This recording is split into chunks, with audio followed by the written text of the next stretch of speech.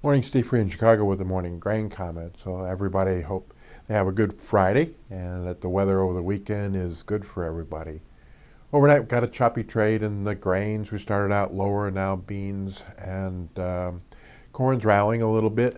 So we'll be watching some of the outside influences. Yesterday, we saw a pretty big sell-off in all commodities and in the U.S. stock market. Some people kind of blame the Fed speech today by the Fed chairman, and also down the road whether they're going to raise rates in February, making some traders take some profits in front of that important meeting on March 15th.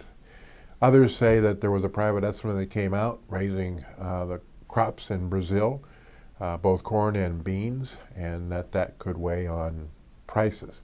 Interesting that when you read some of the commodity reports overnight, in the beans, they list all the bearish news, but they continue to say that the funds will try to hold their long position until the U.S. crop is made. In the corn and wheat, there might be a little bit of support underneath the market because we've got a section across southern U.S., especially southern Illinois, into Arkansas and Missouri, stretches a little bit into the southeast that's seen less than normal precip since the 1st of December.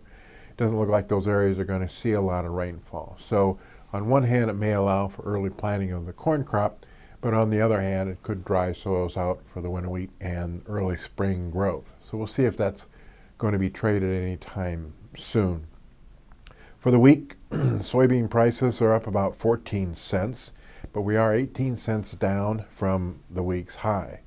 Corn, we're up about 10 cents for the week and 6 cents off the high. Wheat's had a pretty big trading range. We're at 448 on the May. The low this week was 438. The high was 451.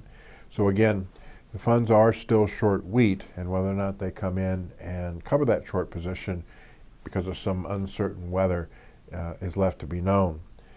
The Argentina weather, it looks like there's going to be some rains that are moving through now.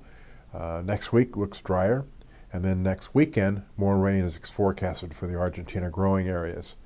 For Brazil, it looks like they're going to see off and on showers for the next 6 to 10 days, and we'll see if that causes any logistic issues in harvesting the bean crop and moving it to the ports. From a FOB standpoint globally, soybeans in the United States are priced around $394 a ton. In Brazil, it's the same price, while in Argentina, it's about $388.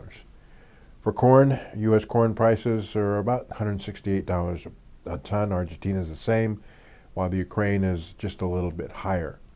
For wheat, our hard red winter wheat at the Gulf for FOB basis is around $215 a ton, while Russia is somewhere between $187 and $193. So beans were still competitive. Corn and wheat, though, prices globally are still a little bit lower than our prices. So all in all, choppy trade. We are up for the week for the most part, and next week we'll see how the markets trade, especially as we get closer to that Fed meeting and anything that we hear out of Washington that might concern changes in the renewable fuel standard or anything else. As always, these are my thoughts and not those for ADM or ADM Investor Services. Have a safe and profitable trading day.